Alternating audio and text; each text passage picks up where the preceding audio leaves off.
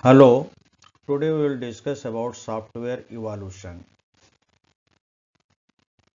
Since the invention of computer, programmers write their instruction in various programming languages to perform their computation tasks, such as machine level language, assembly level language, high level language. Now, what is machine level language? So, machine code or machine language that consisting of 0 and 1 is a set of instructions executed directly by computer's central processing unit called CPU. Each instruction performs a very specific task such as a load, a jump or an ALU operation on a unit of data in a CPU register or memory. Every program directly executed by CPU is made up of series of such instructions. Assembly level language and assembly language machine code written with 0 and 1 replaced with English like words such as add, move, etc. is a low level programming language for a computer or other programmable device in which there is a very strong, generally one-to-one correspondence between the language and the architecture's machine code instructions. Assembly language is converted into executable machine code by a utility program referred to as an assembler. The conversion process is referred to as assembly or assembling the code. Then high level language. High level language is any programming language that enables development of program in which simpler programming context and is generally independent of computer's hardware architecture. High level language has a higher level of abstraction from the computer and focuses more on programming logic rather than underlying hardware components such as memory addressing and register utilization.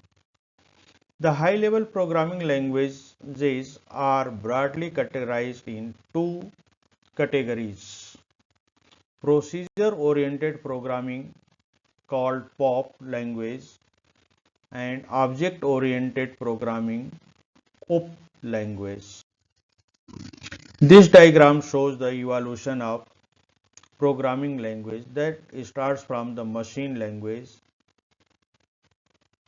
then assembly language, then high level language uses two techniques: procedure oriented programming language and object oriented programming language. Now let us think about what is procedure oriented programming. Conventional programming using high-level languages such as COBOL, Fortran and C is commonly known as procedure-oriented programming, in short POP.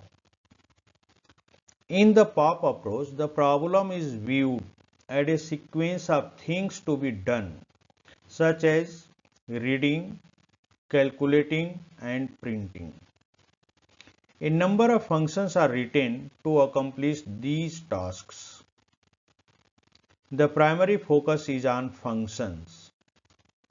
The techniques of hierarchical decomposition is used to specify the tasks to be completed for solving problem. A typical structure for procedure programming is shown in the following diagram. So, complete program is divided into number of the function and each function can be called by the main function or can be communicate with another function. So this diagram shows typical structure of a procedure-oriented program.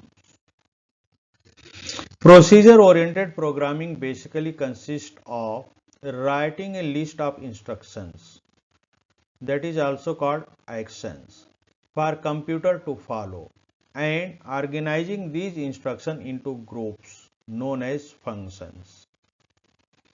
While concentrating on the development of function, very little attention is given to the data that are being used by the various functions. That is, what happens to the data, how are they affected by the function that work on them. So on these two things very little attention is paid.